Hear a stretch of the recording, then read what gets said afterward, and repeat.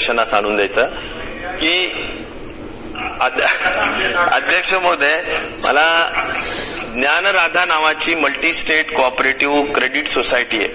अध्यक्ष महोदय, या ठिकाणी मी सांगू इच्छितो की त्यांचं जवळजवळ 100च्या वर क्रेडिट सोसायटीचे वेगवेगळे शाखा आहेत आणि अध्यक्ष महोदय काही शेकडो कोटी, हजार कोटीच्या दरम्यान जवळजवळ त्यांच्या ठेवी असतील.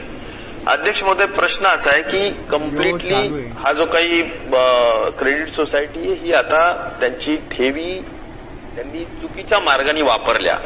त्यांचे वेगवेगळे उद्योग, आपण द कुठे नावाचं आपण पाहताय की ऑइल आहे, वेगवेगळ्या कंपन्या आहेत, वेगवेगळे रिअल इस्टेटमध्ये आहेत आणि या सगळ्या गोष्टींमुळे अध्यक्ष महोदय त्यांचा संपूर्ण बिझनेस कदाचित तिकडे लॉस झाला असेल, काय झाला असेल, पण आज या क्रेडिट सोसायटीच्या सगळ्या ठेवीदारांना त्यांचे पैसे जे वापस काढायचे आहेत अध्यक्ष महोदय ते मिळत नाहीत.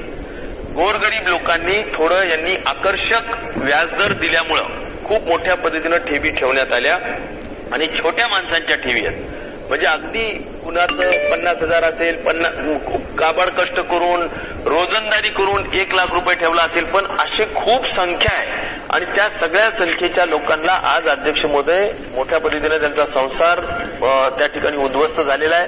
काही लोकांच्या तर मोठ्या धनिकांच्या 1-1 कोटीच्या पण आहेत, 2-2 कोटीच्या पण आहेत.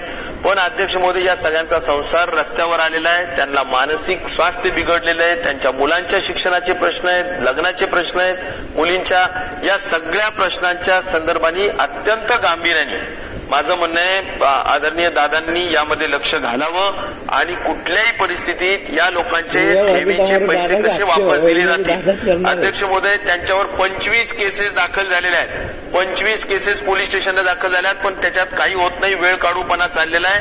अध्यक्ष महोदय, जवळजवळ ऑक्टोबर पासून तर आज आता जून आहे, म्हणजे जवळजवळ 8-9 महिने झाले धरणे आंदोलन, रस्ता रोको, उपोषण सगळे मार्ग झाले अध्यक्ष महोदय, तरी सुद्धा प्रश्न सुटत नाही आणि म्हणून आता आत्महत्या केल्याशिवाय या लोकांना गत्यंतर राहिली नाही अशी मानसिकता त्यांची तयार झालेली आहे.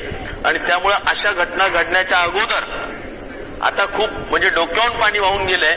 या दृष्टिकोनातून ताबडतोबीनं त्यांच्या प्रॉपर्ट्या जप्त करून, काय जे सुरेश कुटे असतील, त्यांच्या मिसेस असतील, या सगळ्यांच्या प्रॉपर्ट्या जप्त करून अध्यक्ष महोदय हे पैसे दिले पाहिजेत, अन्यथा फार मोठ्या पद्धतीनं अन्याय लोकांवर होईल असं माझं या निमित्ताने सूचना आहे.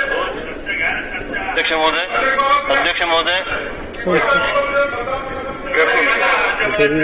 सन्माननीय सदस्य राजेश टोपे साहेबांनी जो मुद्दा उपस्थित केला, मगाशी कोल्हापूरचे आमदार आंबेडकर साहेबांनी एक मुद्दा माझ्याकडे एक पत्र दिलंय. मी त्याच्याबद्दल सहकार सचिव, सहकार आयुक्त आणि संबंधित अधिकारी यांची एक बैठक लावलेली, ते अधिवेशनाच्याच काळात आहे, ते पुढच्या आठवड्यात. त्याच बैठकीमध्ये हाही विषय घ्या, यांनाही बोलवा